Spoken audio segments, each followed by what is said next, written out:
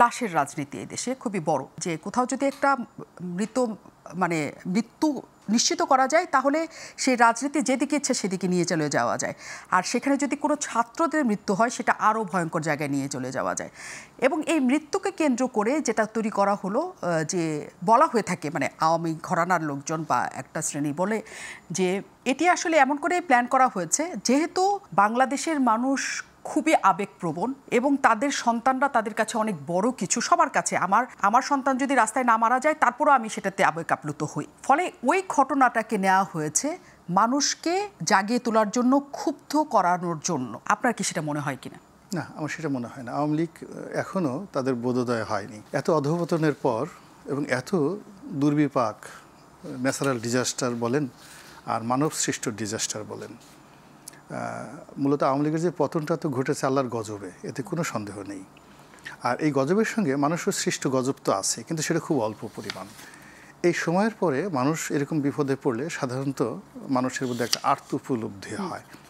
তো দুর্ভাগ্যজনক হলো যে আওয়ামী লীগের মধ্যে সেই আর্ত উপলব্ধির যে জায়গাটা আমি দেখতে পাচ্ছি না, যেটা আমাদের রাজনীতির জন্য আগামী দিনে খুবই একটা অশনি সংকেত।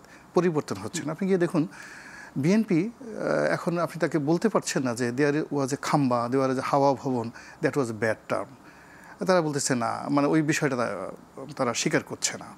আপনি যদি জামাতের কথা চিন্তা করেন, তারা বলবে যে না, ৭১ আমরা যেটা করেছিলাম সেটা ঠিকই করেছিলাম, ঘুরিয়ে পেঁচে কথাবার্তা বলে। আবার আমরা বাচ্চা ছিলাম। আবার এখন দেখেন এত বড় একটা দুর্ঘটনা।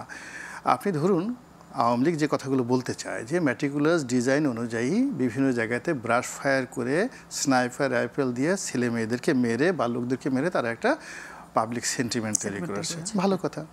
কিন্তু যেগুলো সাবেক স্বরাষ্ট্রমন্ত্রীর কথা মতো যে ঘটনাগুলো ঘটেছে, যেভাবে লাশ পুড়িয়ে ফেলা হয়েছে, যেটার ভিডিও ফুটেজ রয়েছে, এটা তো জামাতের লোক করেনি, এটা তো বিএনপির লোক করেনি। সাভারে যে ঘটনাগুলো ঘটেছে, ঢাকাতে যে ঘটনাগুলো ঘটেছে, ট্যাঙ্ক ভরে ভরে, সেই গাড়ি ভরে ভরে, বস্তা ভরে ভরে লাশ পুড়িয়ে যে ঘটনা ঘটিয়েছে, তার জন্য কি আওয়ামী লীগ অনুশোচনা করবে না? এটা কি ধরনের কথা? তো যার জন্য আমি আমার ক্ষুদ্র অভিজ্ঞতা যেটা বলি যে লাশের রাজনীতি সব জায়গাতেই সেন্টিমেন্টাল এবং এটা রাজনীতিতে উত্তেজনা তৈরি করে। কিন্তু ম্যাটিকুলাস ডিজাইনে সেটা সরকার হোক কিংবা বিরোধী দলের হোক, তারা লাশ ফেলে জীবনে সফল হয়েছে আমি এরকম সিঙ্গেল উদাহরণ দেখি না। যদি তাই হতো তো মুসলিনও তো সফল হতো, হিটলারও তো সফল হতেন। আবার যদি লাশ ফেলে রাজনীতিতে কেউ রাজা হতে পারতেন, তাহলে তো সিরাজ শিকদার হতে পারতেন, জাসদ হতে পারতো, চারু মজুমদারের নকশাল হতে পারতো, তারা তো কেউ হতে পারেননি। এখানেও একই অবস্থা। এখানে আসলে যেটা হয়েছে, আমাদের এই বাংলাদেশে যদি আপনি ৫২ লাশের কথা চিন্তা করেন, ৫২তে যে রফিক বরকত জব্বারকে মেরে ফেলা হলো, এটা কোনো ম্যাটিকুলাস ডিজাইনে ছিল না। কিংবা নূর হোসেনের উপর যে গুলি চালানো হলো, এর সাথে অনেক খুন করেছে হয়তো বা, কিন্তু ওই নূর হোসেনের হত্যাকাণ্ডটা আসলে তার ম্যাটিকুলাস ডিজাইনের মধ্যে ছিল না, কিন্তু ঘটনাটা ঘটে গেছে।